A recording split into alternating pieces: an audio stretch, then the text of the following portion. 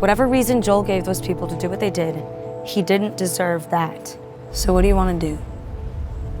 Ellie and Dina are in the process of trying to track down the people responsible for Joel's death. And so, in a way, this episode is about the beginnings of Ellie's revenge quest. Keep going.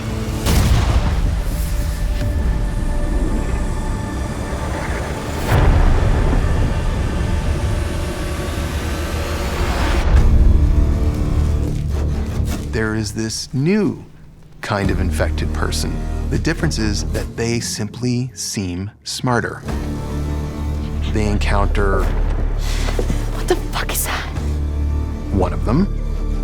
Wait, 3 of them. Wait, like 11 of them. Which means death.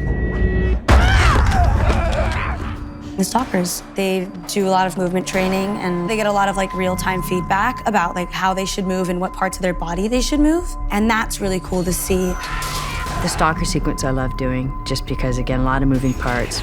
The dance of it with the performers and the stunt team's kind of the exciting part. Here we wanted to put the characters in a situation there was no way for them to get out. They've bitten off more than they could chew. And now this might be the end for them.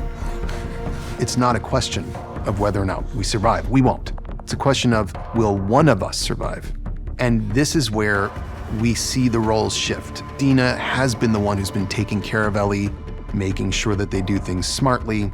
But in this situation, Ellie, who is more violent and who is more effective in that way, and who can't be infected, torn apart but not infected, says, got it. Here's what's gonna happen. You're gonna hide, and I'm gonna die for you. Go!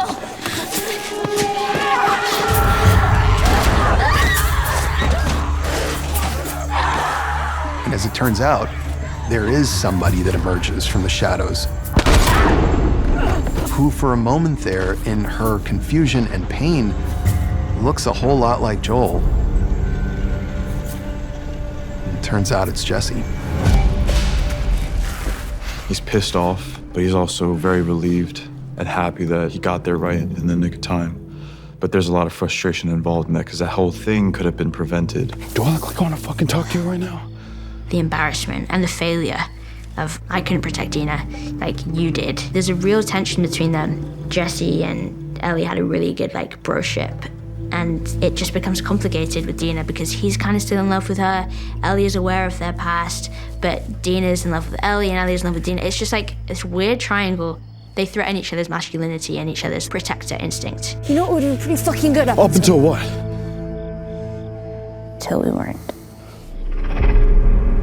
The Seraphite Park was filmed at Stanley Park. It's sort of a pinnacle of Vancouver. Part of the initial goal of the show was to find some really interesting spaces that had some texture, some scale. This idea of overgrowth in an urban setting. They have these huge trees that are like wider than my arm's width, and it felt like a fairy tale environment. And then you had the Seraphites. They look terrifying. They are kind of Ludditic, meaning they reject most of the trappings of technology, are kind of cult-like in a way. What happens when the Seraphites run into the WLF and the Seraphites win? We got to see that on the TV station with all the bodies that have been hanged and disemboweled. And now we see what is that ritual like. It's creepy when people celebrate violence, and that's exactly what we see the Seraphites doing. How are you free? What we're doing for our main characters is we're showing them, here's what's at stake if these people catch you now. Fuck!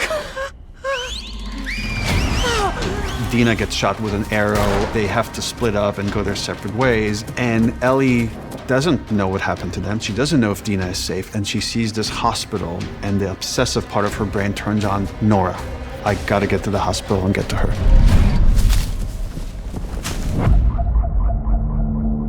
Nora is the person that restrained Ellie and forced her to watch the incredibly painful and brutal beating that ultimately led to Joel's death. And so Ellie is focused on trying to find Nora.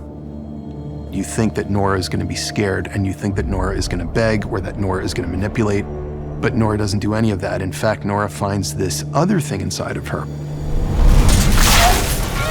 Nora thinks that Joel absolutely deserved what he got. And Nora is not going to go down without a fight here. So there's pride and there's moral certainty. I really love Stephen Williams. He opens the floor in blocking. It's just like, go for it. It's not prescriptive in any way. It's very much like led by instinct. It's a dialogue and we're like finding it together. When Neil and I were laying out season one of the questions we had was how to deal with the idea of spores. That underground, in certain spots, there was a discovery that spores were in the air. They hadn't gotten out. Let's just seal that off and pretend like it's not there. Denial, it's our favorite. It looked incredible, like absolutely unbelievable with all the colors and all the textures. The amount of detail, just insane. What we're seeing are people that have been alive for years, decades. He was struggling to breathe. I said, Leon, were you bit? He said, it's in the air. Seal us in. The character has to make a very difficult choice, which is to seal her own son in order to protect the community. And we come back to similar choices that characters have made on this show. Do I save the person that's closest to me, that I love the most, or do I make the ultimate sacrifice of my own child to save the community? And here we get to see someone who made the opposite choice that Joel would have made. They exist in this endless, tortured state where they breathe air in and they breathe spores out. If anybody else were down there, they, like Nora, would be infected. But Ellie is not like anyone else.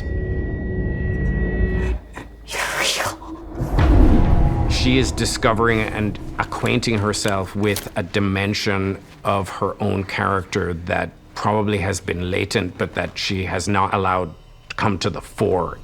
She just loses all sense of like logic and rationality and just has this single focus. She remembers her face and remembers that day in the ski lodge with Joel, and I think she's overpowered by her emotion and her anger. And she knows that this is wrong, and she's still choosing to engage. We see the willpower that Ellie has that is similar to very few characters in the story that would be capable of something like this. We've seen Joel torture people to find out where Ellie is in season 1. We've seen what Isaac is capable of. And now we're seeing what Ellie is capable of. And she tells Ellie what we have wondered about. Do you know what Joel did? Don't you know what he did? And Ellie says, I know. now when did she learn about that? And if she knew, why is she pursuing this the way she is?